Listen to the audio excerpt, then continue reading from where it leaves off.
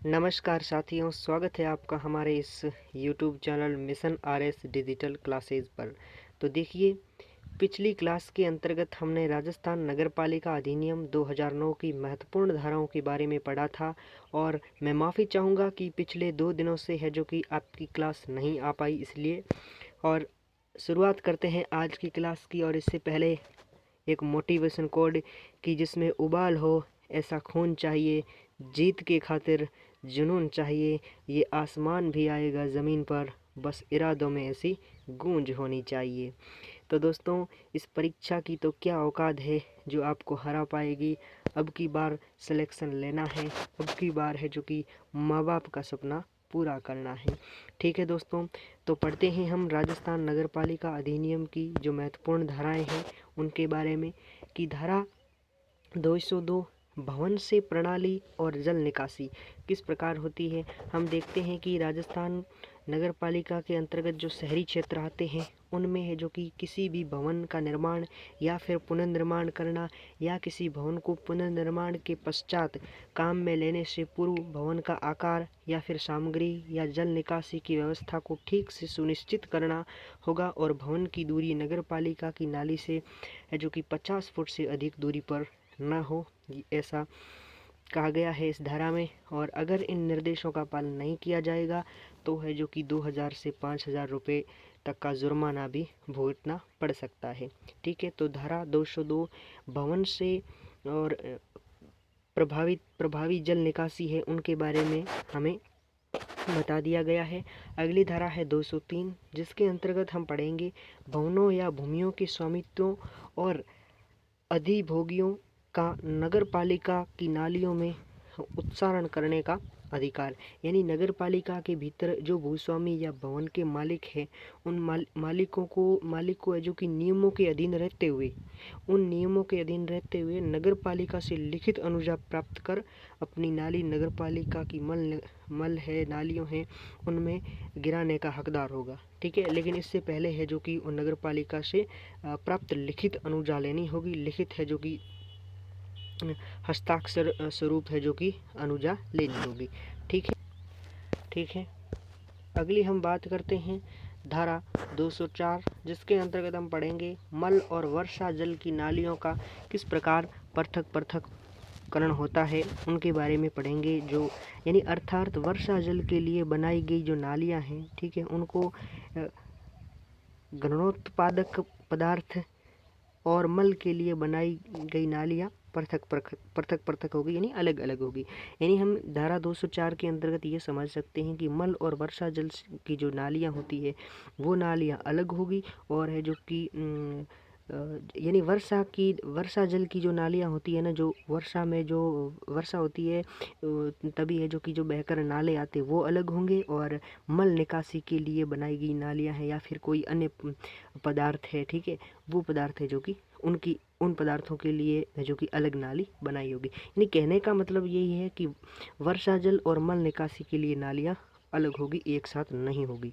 ठीक है, अगली धारा है 205, जिसके अंतर्गत हम पढ़ेंगे अन्य व्यक्ति भी भूमि पर या फिर भूमि से उसकी नाली में से नाली ले जाने का अधिकार होगा। यानी नगर पालिका द्वारा कैसे और किन किन शर्तों पर वो प्राधिकृत किया जाएगा। यानी अगर हम बात करें कोई अन्य व्यक्ति है वो किस प्रकार नगर पालिका द्वारा है जो कि नाली में से उसकी नाली में से नाली ले जाने का अधिकार होगा, यानी हकदार होगा, वो किस प्रकार होगा। यानी नगर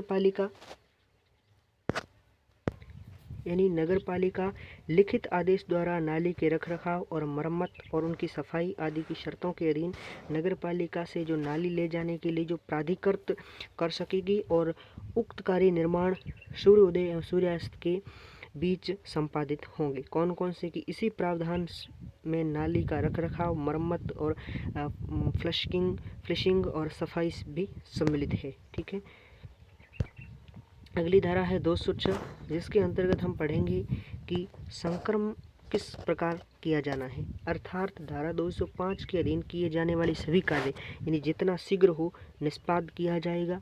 ठीक है। और किसी भवन का कोई भाग टूटता है तो उसे ठीक करवाया जाएगा और नुकसान के बदले प्रतिकर या क्षतिपूर्ति भी देगा या फिर उनके पुनर्निर्माण के लिए है जो कि कुछ व्यवस्था भी करेगा, ठीक है। अगली धारा है 207, जिस भूमि पर या भूमि से नाली ले जाई जाए उस पर पश्चातवर्ती भवन निर्माण के संबंध में उसके स्वामी को अधिकार है, यानी प्राप्तकर्ता को अधिकार है। यानी अगर 205 धारा 205 के अधीन कोई नाली उस समय बनाई गई हो और जब ज़मीन खाली हो और अब अगर उस ज़मीन पर नगर पालिका भवन निर्माण की मंजूरी प्रदान करती है तो नगर पालिका भवन निर्माण करने वाले स्वामी को लिखित में नोटिस देकर यानी अपेक्षा करेगी कि नाली को ध्यान में रखते हुए निर्माण किया जाए, अर्थात जुर्माना भुगतना पड़ सकता है, ठीक है। ये थी हमारी धारा। और अगली धारा 208 है, जिसके अंतर्गत हम पढ़ेंगे शौचालयों आदि की जो व्यवस्था किस प्रकार होती है नगर पालिका में। देखिए, स्वच्छता से संबंधित तो हमें बहुत ध्यान रखना होगा, ठीक है ना। स्वच्छता की अगर बात करें तो इन धारा से है जो कि आपका प्रश्न उठाया जा सकता है।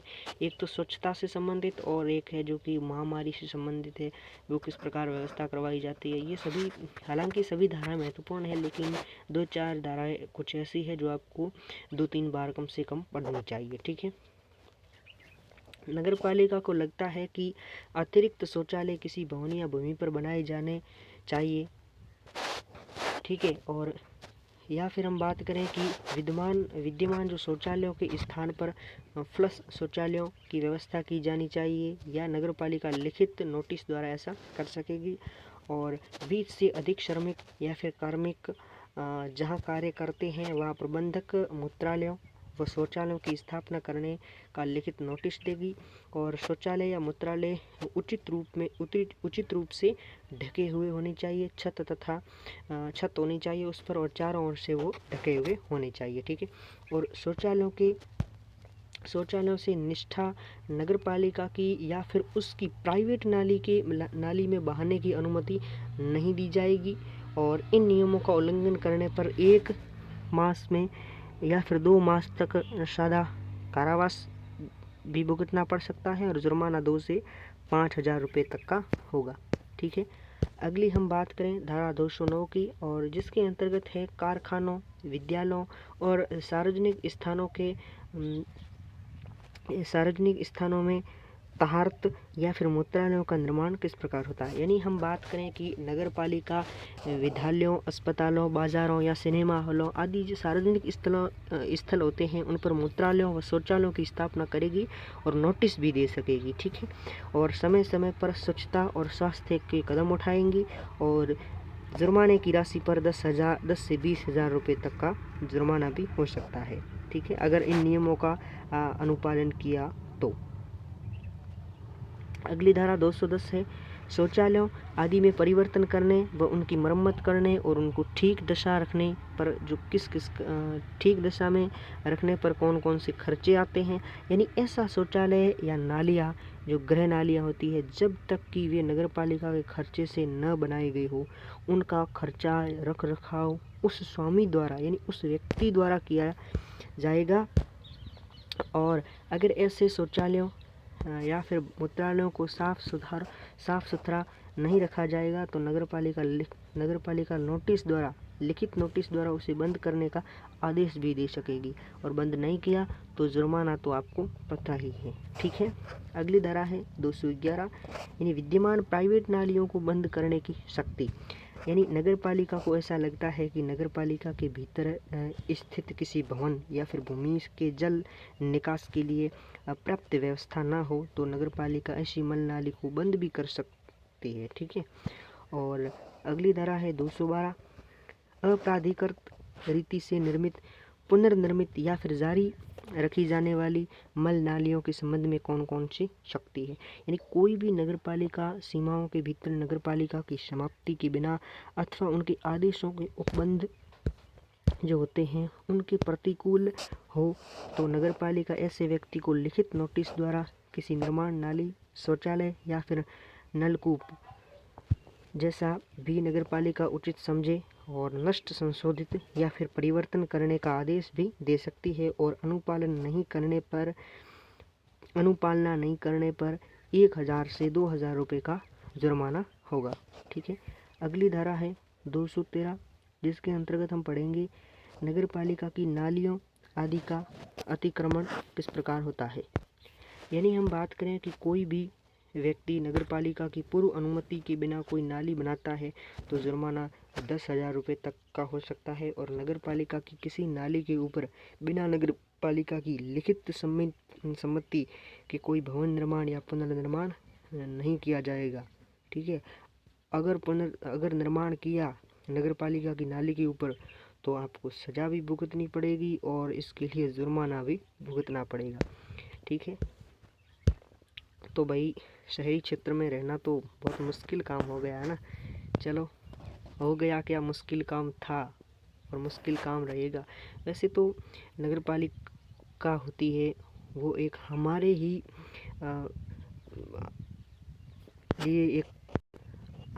लिए ही एक कार्य करती है। ठीक है। वो है जो कि शहरी क्षेत्र में एक सचेतक होती है और है जो कि उचित व्यवस्था बनाए रखती है। ठीक है। अगली धारा है 214, नालियों आदि का निरीक्षण भी होता है। यानी मुख्य नगरपालिका अधिकारी या फिर इस कार्य हेतु नियुक्ति अधिकारी है वो है जो कि शौचालय, नालियों, मलकूप है। ठीक है। नलकूप नहीं, मलकूप है का निरीक्षण कर सकेगा और सूर्योदय और सूर्यास्त के बीच भूमि या भवनों में प्रवेश कर सकेगा, सूर्योदय या सूर्यास्त के बीच। ठीक है। और इनका खर्चा नगर पालिका द्वारा उठाया जाएगा। और परंतु नाली, शौचालय सही हालात में नहीं पाए जाते हैं तो कुल खर्चों की 10% की दर से प्रशासनिक और पर्यवेक्षण प्रभावों सहित स्वामी से वसूला जाएगा, यानी उन क्षेत्र से वसूला जाएगा। ठीक है। और धारा 215 है, कतिपय संक्रमणों को स्वामी से कराने की बजाय स्वयं निष्पादित करने की नगरपालिका की शक्ति कौन कौन सी है। अर्थात नगरपालिका किसी कार्य को जिस पर अन्याय लागू होता है उस पर नगरपालिका उस व्यक्ति से करवाने के बजाय स्वयं द्वारा नगरपालिका या फिर अन्य कोई अभिकरण द्वारा निष्पादित करेगी। ठीक है। और खर्चों का संदाय कुल खर्चों के 10% की या 10 दर से प्रशासनिक पर्यवेक्षण प्रभावों सहित व्यक्ति द्वारा दिए जाएंगे और जब तक नगरपालिका अन्य उपबंध न करे तब तक। प्राइवेट भवन है, भूमि के जल निकास हेतु बनाई गई पाइप फिटिंग या फिर यदि नगरपालिका के खर्चे से बनाई गई हो तो ये उसकी संपत्ति समझी जाएगी जब तक कि नगरपालिका उसे मालिक को हस्ताक्षर ना कर दे या फिर हस्तांतरित ना कर दे। ठीक है। अगली धारा 216 है, जल प्रणाली आदि में ले जाने की शक्ति। यानी जल प्रदाय विभाग या नगरपालिका को जल प्रदाय से संबंधित कार्य करने कौन कौन से, जैसे पाइपलाइन है उनकी मरम्मत है या फिर कोई भवन है उसका पुनर्निर्माण है, उनके लिए नगरपालिका के भीतर बाहर समस्त शक्ति प्राप्त होगी। ठीक है। और अगर नाली पर मुख्य नगरपालिका अधिकारी की अनुज्ञा के बिना कोई दीवार, ढांचा, बाड़ नहीं बनाई जाएगी और अगर ऐसा किया गया हो तो मुख्य नगरपालिका प्राधिकारी हटवा देगा। और अगर मुख्य नगरपालिका अधिकारी हटाता है तो हटवाने का खर्चा उस व्यक्ति या उस संस्था से लिया जाता है जिसने ये बनवाया है, ना कि वो स्वयं भुगतता है। ठीक है। ना कि वो स्वयं देता है। जैसे आपने नगरपालिका की अनुमति के बिना है जो कि भवन निर्माण कार्य कर दिया है। ठीक है। तो है जो कि उनको, एक तो आपने अपने खर्चे से उनको बनवाया, अब नगरपालिका उनको हटवाएगी तब भी आपका ही खर्चा लगेगा बुलडोज़र का। ठीक है। ना कि नगरपालिका भुगतेगी। चलो, अगली धारा है 220, जिसके अंतर्गत कतिपय मामलों में रेल प्रशासन को सूचित करना।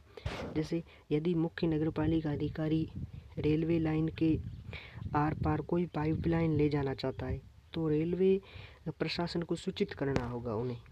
ठीक है। ये धारा 220 के अंतर्गत आता है। अगली धारा है 221, परिसर के स्वामी को अन्य व्यक्तियों की भूमि में होकर पाइप लगाने और नाली रखने की शक्ति। यानी मुख्य नगरपालिका अधिकारी को ये लगता है कि किसी भी परिसर या फिर किसी भी जल निकास का एकमात्र सुविधापूर्वक माध्यम या फिर अन्य व्यक्ति की स्थावर संपत्ति के ऊपर नीचे साथ साथ या आर पार ले जाना चाहता है तो मुख्य नगरपालिका अधिकारी इसकी अनुमति दे सकेगा। ठीक है, और ऐसी पाइपलाइन की मरम्मत का कार्य सूर्योदय और सूर्यास्त के बीच किया जाएगा तथा कम से कम नुकसान तथा यथाशीघ्र किया जाएगा।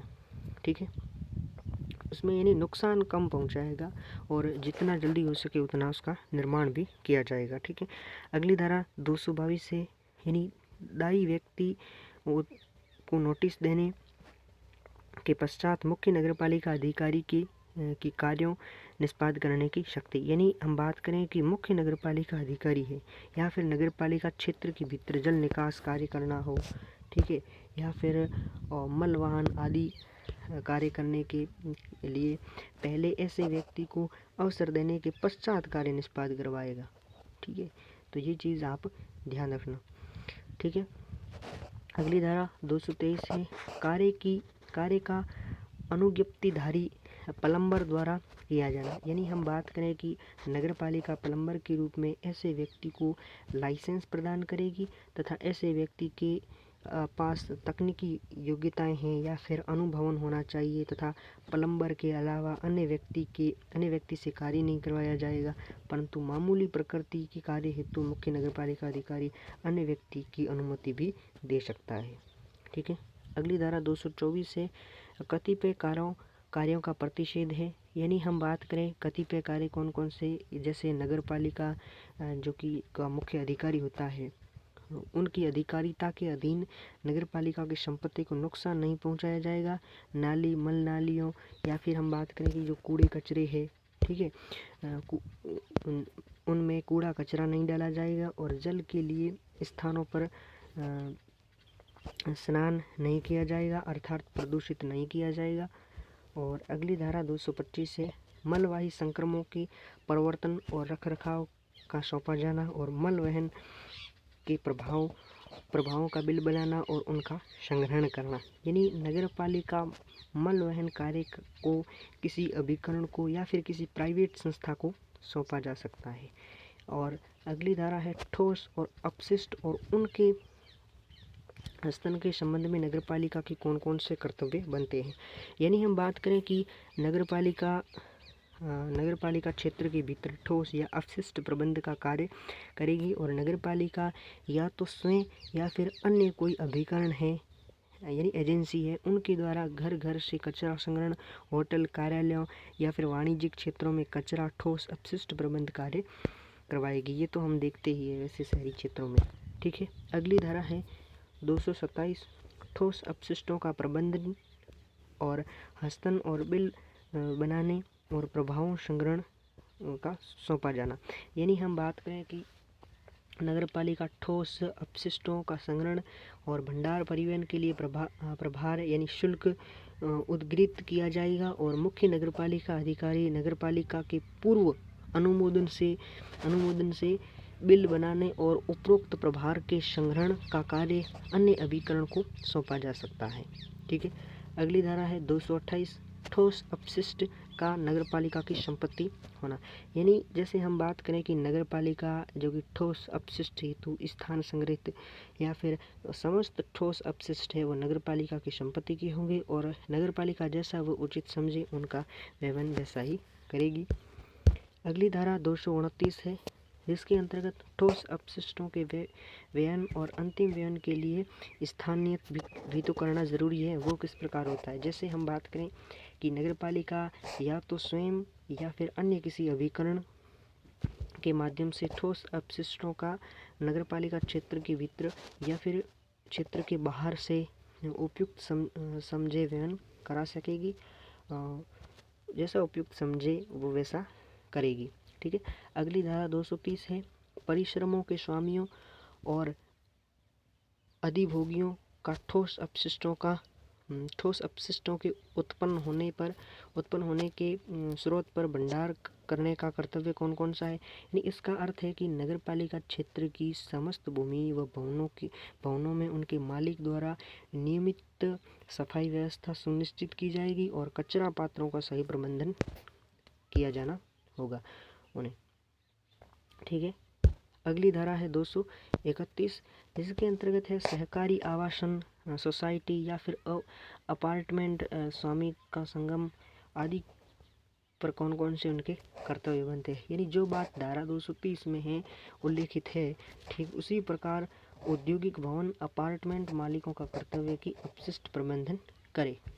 और अगली धारा 232 है प्रतिषेध, यानी कोई भी व्यक्ति और भूमि या फिर भवन का कोई स्वामी है, ठीक है, वो सार्वजनिक स्थान पर गंदगी नहीं फैलाएगा।